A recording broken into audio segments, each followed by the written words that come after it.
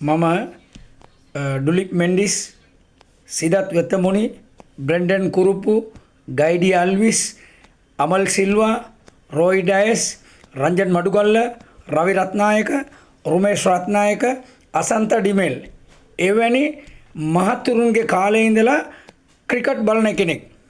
හැබැයි දැන් ඉන්නේ උන් හින්දා තමයි අපිට මේ ක්‍රිකට් මැච් එපා වුණේ.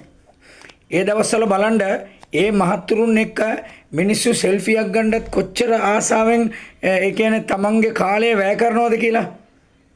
ඒ වගේම තමයි අපේ අර්ජුන රණතුංග මහත්මයා, ජයසූරිය මහත්මයා, සංගකාර මහත්මයා අන්න ඒ වැනි මහත්තුරුන් එක්ක මිනිස්සු කොච්චර ආදරේද කියලා. ඒ මහතුරුන් එක්ක සෙල්ෆියක් ගන්න කොච්චර ආසාවෙන් මිනිස්සු වෙයිට් කරගෙන ඉන්නවද කියලා.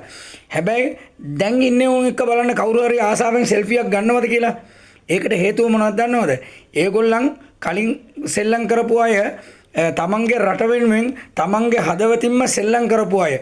බලන්න ඒගොල්ලන් ගාව සෙවලකම නැහැ. පඬිතකම නැහැ. ඒ අය පච්ච කොටාගෙන හිටියේ නැහැ.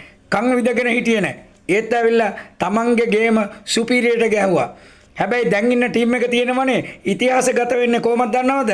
ලංකාවේ මිනිස්සුන්ට ක්‍රිකට් එපා කරපු එවුන් කියලා. හැබැයි දැන් ඉන්න උන්ට කවුරු හරි මහත්තුරු කියලා ආමන්ත්‍රණය කරනවද? නෑ, කැමති නෑ. මුන්ට යකෝ කියලා තමයි කතා කරන්නේ. යකෝ උඹලා පරදින්න මොකක්ද දන්නව මුල්ම හේතුව? උඹලා එක මැච් එකක් දිනුවම පස්සේ මොනවද දන්නවද? උඹලා පඩ පඬිතයි බං. ඒ කියන්නේ එක මැච් එක දිනුවම පස්සේ ඊළඟ මැච් එක උන් සත පහට ගණන් ගන්න. ඊට පස්සේ පීචන් සයිඩුත් එක නිකන් පීචන් විදිහට පෙරදෙනවා බං. ඒ නිසා උඹලාට සෙල්ලම් කරන්න බැරි නම් පොඩි උන්ට දීපන් ඕ බැට් එක. අපිට ඇවිල්ලා සෙල්ලම් කරන්න කියන්න එපා. මට තේරෙනවා.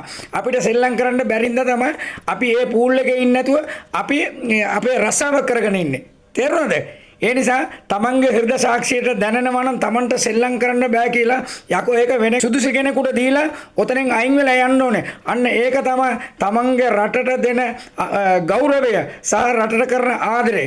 ඒ නිසා උඹලගේ හදවතට දැනෙනවා නම් තමන්ට බෑ කියලා කාට හරි සුදුසු කෙනෙකුට දීලා ඵලයල්ලා.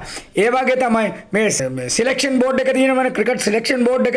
ඒ අයටත් අපි කියන්නේ මොනවද දන්නවද? ඕගොල්ලන් ආත්මార్థකාමී වෙන්න එපා. දේශපාලනේ ඒක ඇතුලේ ගිහිල්ලා මේව කරන්න එපා.